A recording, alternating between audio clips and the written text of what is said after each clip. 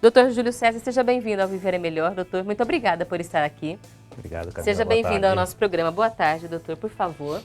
Doutor Júlio César de Oliveira é clínico geral, assistente do Serviço de Clínica Geral do Hospital das Clínicas da Faculdade de Medicina da USP, Universidade de São Paulo, e doutorando do Programa de Pós-Graduação em Saúde Coletiva da Faculdade de Medicina da USP. Também nosso convidado de hoje. Obrigada, doutor, por estar aqui com a gente Eu hoje. que agradeço o convite. Doutor, vamos começar conversando um pouco sobre o que é essa especialidade que é a medicina da família. A gente até falava que muita gente fala, médico da família trata como se fosse um título, uma função. Mas não, são profissionais que se dedicam a estudar o que especificamente, doutor? O médico da família e comunidade, ele é um médico que, primeiro, ele tem uma formação básica para cuidar da família, desde o nascimento até o envelhecimento, até a geração de uma nova vida. Ele acompanha as gerações de uma família, muitas vezes isso.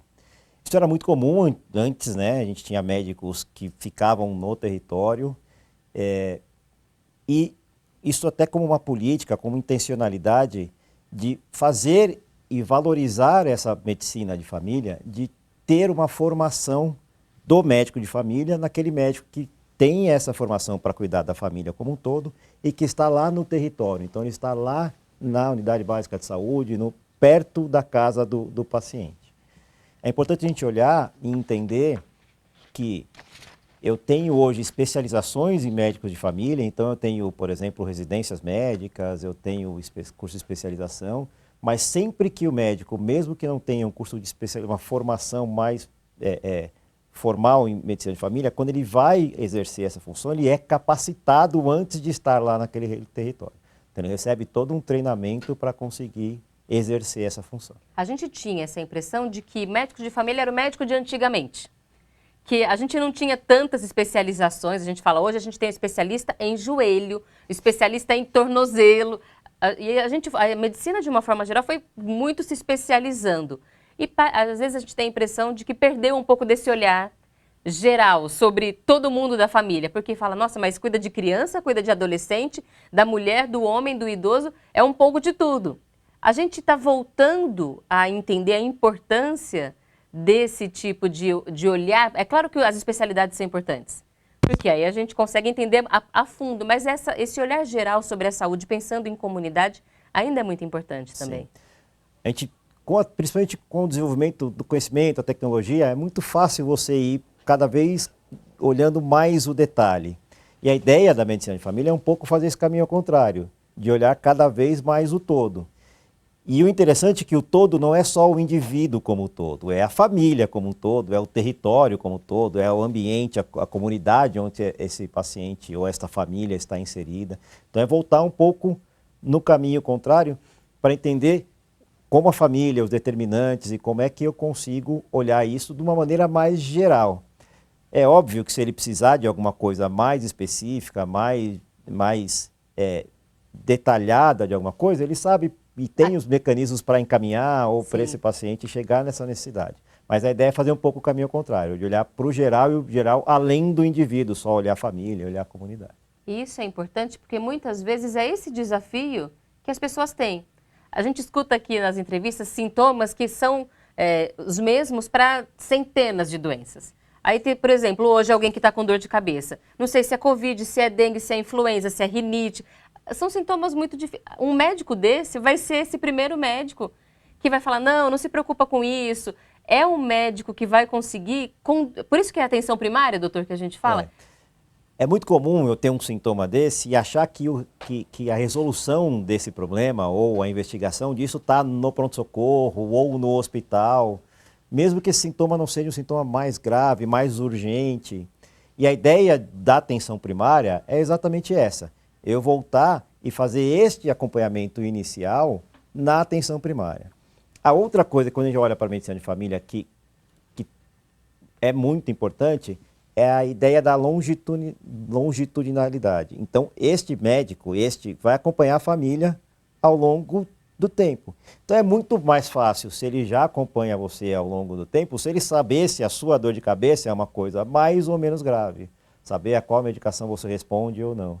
Então, essa ideia da atenção primária ter essa longitudinalidade, quer dizer, acompanhar ao longo do tempo essas famílias, esta comunidade, é uma coisa bem importante. E isso é um segredo de sucesso, até diria, porque se um médico conhece uma pessoa na adolescência, na fase adulta, e acompanha, ele não vai olhar para uma doença só naquele momento. Ele vai falar, mas já é uma pessoa que já tinha enxaqueca, ou uma pessoa que já tinha problemas de determinado órgão. Então, é um médico que vai conseguir fazer um cuidado levando em consideração um histórico que um outro especialista, às vezes, não vai conseguir ter acesso, e nem a pessoa lembra mais.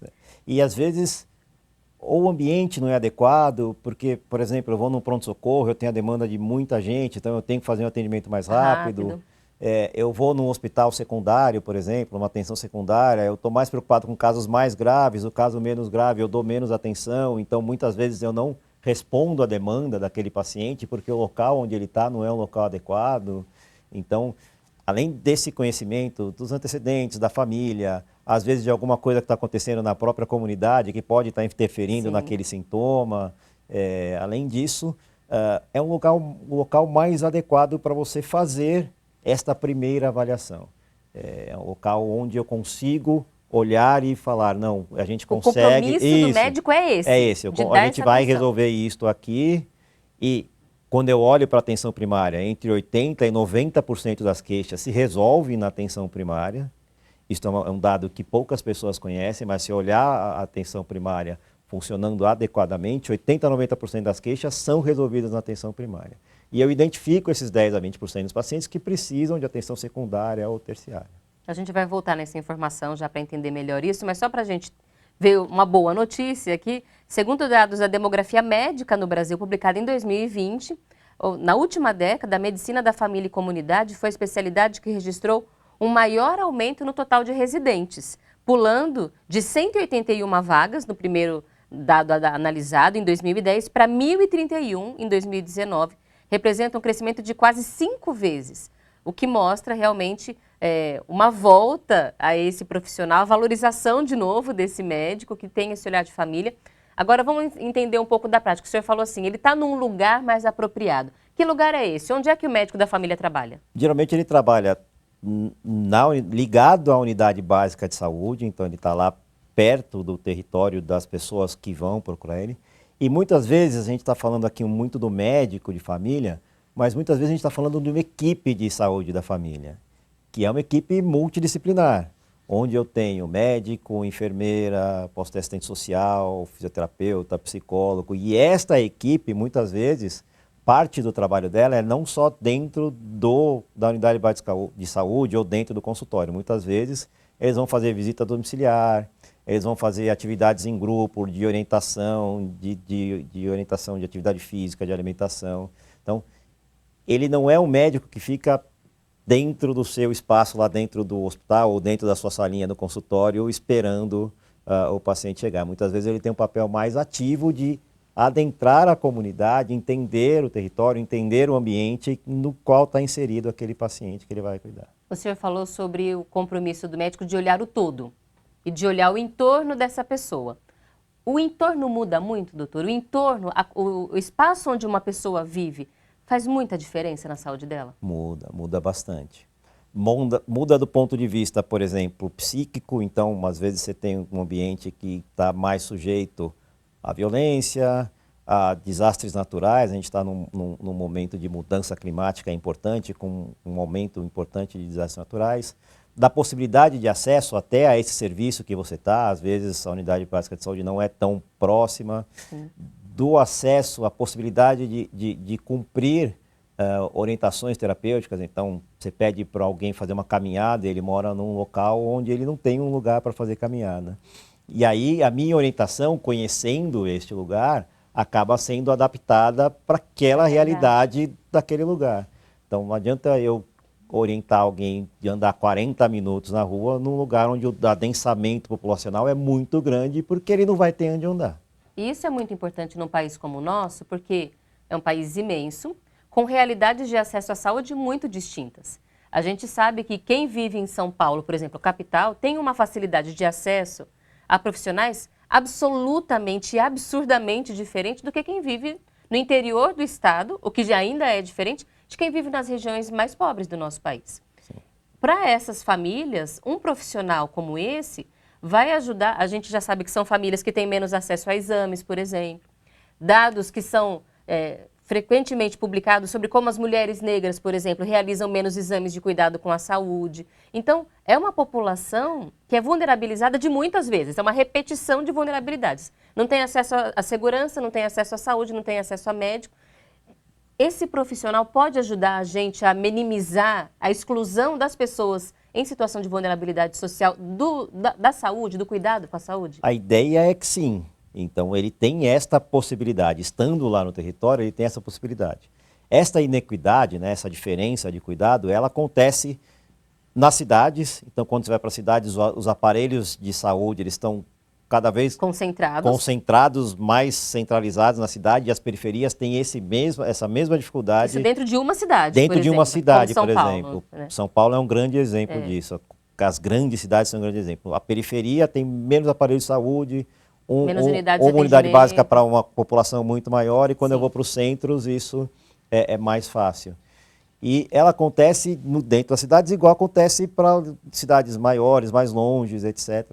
E o médico de família, ele tem a oportunidade de conhecer essa realidade e tentar usar soluções que não são uma receita de bolo. A gente costuma olhar para a doença mais do que para o doente, e para cuidar de uma doença é eu seguir uma receita de bolo.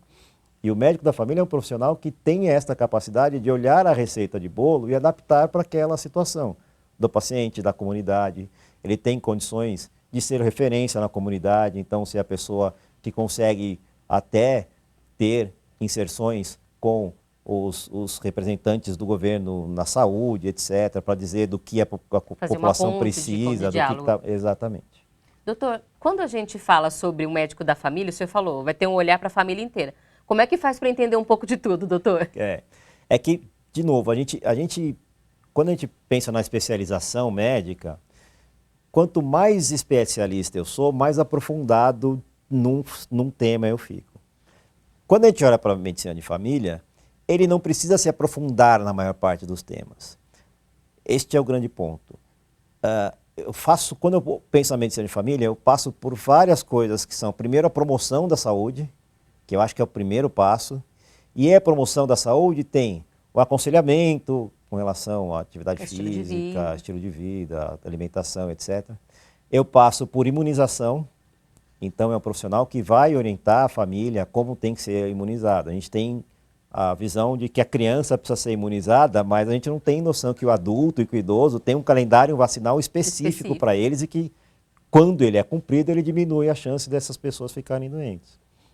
Ele é um profissional que é capacitado para fazer os exames que a gente chama de rastreamento, então, de diagnóstico precoce de doenças, por exemplo, mamografia, um exame de rastreamento, Papa Nicolau é um exame de rastreamento, e ele é um profissional capacitado para acompanhar um pré-natal normal, um pré-natal que não tem complicações. Então, parece muita coisa, mas não é um grande desafio para, depois que você foi formado nos 6 anos de medicina, você conseguir, do ponto de vista da necessidade desses pontos, de ter grande aprofundamento. Então, a ideia é que ele consegue sim, e o grande desafio é, bom, o que a gente acompanha aqui na atenção primária, como é a saúde, e o que eu preciso olhar. Que de 80% a 90% das primeiras reclamações que uma pessoa tem, poderiam ser resolvidas com o médico de família e comunidade. Quais são essas principais reclamações? Quando a gente pensa no médico de família e comunidade, eu penso em queixas que não são urgências. E este médico, ele consegue fazer essa triagem de quem eu preciso encaminhar ou não. Nessa primeira triagem, muitas queixas são de doenças ou pouco sintomáticas, ou que eu consigo fazer diagnósticos ou só conversando, ou com um exame simples. E eu posso passar por várias delas, que são muito prevalentes, como hipertensão, diabetes, asma, doença pulmonar associada ao cigarro, que a gente chama de DPOC. Então, todas essas doenças, elas não iniciam com a necessidade de um atendimento terciário. Se eu tenho um acompanhamento com a minha equipe de saúde de família, com a minha atenção primária, eu faço o diagnóstico dessas doenças num momento mais precoce. E quanto mais precoce eu faço o diagnóstico dessa doença, mais tranquilo é de eu tratá-la. Menor a chance dele desenvolver complicações dessa doença e aí menor a chance dele precisar de atenção secundária ou terciária. Isso é importante porque a gente, quando fala de diabetes, por exemplo, de hipertensão, os alertas sempre são doenças silenciosas, doenças que demoram muito tempo se desenvolvendo, até que a pessoa chegue a um diagnóstico, porque não está sentindo ou porque são sintomas assim muito inespecíficos. E aí a gente consegue encurtar, então, esse caminho, a pessoa faz um diagnóstico precoce, ou até mesmo é um profissional que pode olhar e falar, olha, a senhora está aumentando o peso, está muito sedentária, já dá para prever um risco? Já falou de promoção da saúde? Sim. Essa seria a hora ideal de começar a fazer um aconselhamento. Então, isso é muito importante porque, especialmente, de novo, com esse acompanhamento longitudinal, a gente consegue, através de comportamentos, de fatores de risco, da história familiar, enxergar quem é que vai desenvolver uma dislipidemia, um colesterol alto, um diabetes, uma hipertensão arterial. A gente consegue ter uma ideia de quem vai desenvolver. E a gente sabe quem é que precisa, a gente chama dessa avaliação, a gente faz uma consulta periódica de saúde. Então é necessário, mesmo que eu não tenha nenhuma doença diagnosticada, que periodicamente eu vá ao médico. E esse médico, idealmente, não precisa ser o especialista, eu não preciso ir num super especialista, eu devo ir no médico de família. E nesta consulta periódica de saúde, ele vai fazer todas essas investigações necessárias, partindo do ponto de vista do que ele conversou com você, do seu comportamento, dos seus fatores de risco, do histórico familiar, de quais sintomas você tem. E ele consegue, na maior parte das vezes, fazer o seu diagnóstico ali naquele momento, ou com exames muito simples, muito acessíveis para a atenção primária. E quando é que é a hora de buscar um outro centro? Porque uma unidade básica de saúde não tem todos os recursos, nem faz todos os exames, nem todos os especialistas. Quando é a hora de fazer encaminhamento? Isso é uma pergunta muito interessante, porque a gente imagina que o paciente, muitas vezes, tem uma grande acurácia em definir, olha, isso que eu tenho é muito grave ou isso que eu tenho é muito simples. Ou não sente confiança se não for um médico... Se não for um médico super especialista. Então esse é o primeiro ponto. Se eu tenho dúvida, o ideal é que eu não vá no super especialista. O ideal é que eu vá no médico mais generalista. Por quê? O super especialista, imagina que eu tenho uma dor torácica, uma dor no peito. Pode ser por alguma coisa do pulmão, pode ser pelo coração, pode ser por estômago, pode ser uma dor osteomuscular. Se eu vou num médico super especialista, por exemplo, no cardiologista, ele vai, obviamente, pensar nas dores diferenciais, mas ele vai estar mais focado naquela dor, se isso é do coração ou não. A partir do momento que ele descarta que isso é do coração, ele tem menos treinamento, inclusive, do que um médico generalista, para pensar e investigar as outras coisas. Então, essa ideia de você iniciar sempre com o médico mais generalista é melhor do que você, por si só, falar, não, minha dor é muito forte, eu preciso ir no médico mais especialista. E esse exemplo é bom porque às vezes a pessoa fala, eu já fui no cardiologista, já fui no pneumologista, já fui... Talvez uma consulta com o generalista pudesse diminuir esse tanto de visita que a gente faz aos especialistas. Ninguém resolveu meu problema. Porque é exatamente isso, eu estou focado, se eu sou o gastro, eu estou focado se ele tem doença do refluxo, se eu sou o cardiologista, eu estou focado se ele tem uma doença cardíaca.